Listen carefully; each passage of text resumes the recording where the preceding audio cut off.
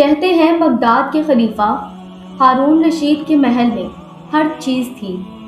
سونا تھا، ہیرے تھے، خادم تھے، لیکن اس محل کے ایک کونے میں ایک شہزادہ رہتا تھا جس کا دل کہیں اور لگا ہوا تھا۔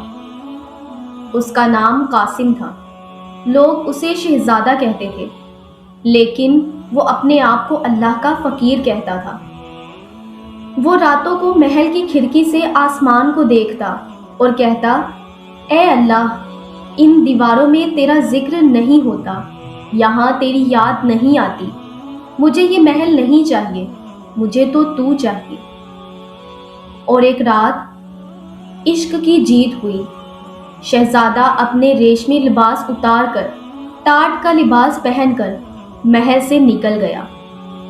کسی کو خبر بھی نہ ہوئی کہ بغداد کا شہزادہ آج اللہ کی تلاش میں فقیر بن گیا ہے۔ اگلی صبح وہ بغداد کے بازار میں مزدوروں کی قطار میں بیٹھا تھا۔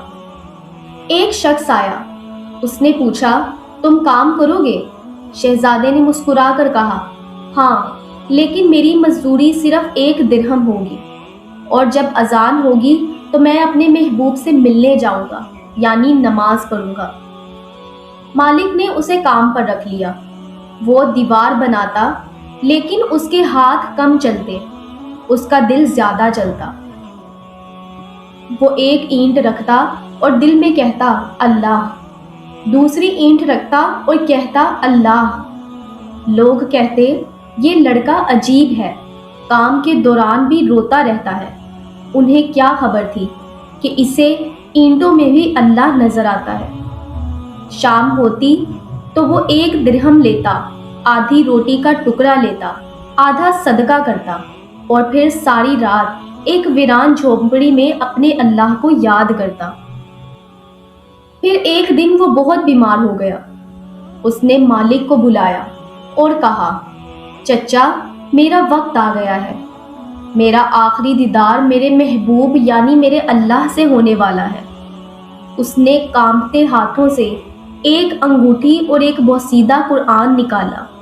اس نے کہا، چچا، جب میں مر جاؤں تو مجھے اسی ٹاٹ میں دفنا دینا، اور یہ انگوٹھی لے جا کر بغداد کے خلیفہ کو دینا، اور کہنا کہ آپ کا بھاگا ہوا بیٹا آج اپنے اصلی گھر چلا گیا، اور اسے کہنا، بابا جان، دنیا کے دھوکے میں اپنی آخرت نہ بھول جانا۔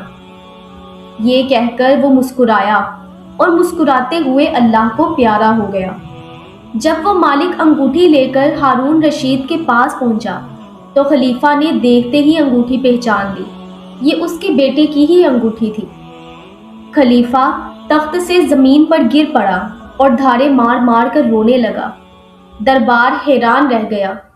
خلیفہ روتے ہوئے کہہ رہا تھا، ہائے میرا قاسم، تو جیت گیا، تو اپنے عشق میں کامیاب ہو گیا، اور میں اس دنیا میں ہی رہ گیا۔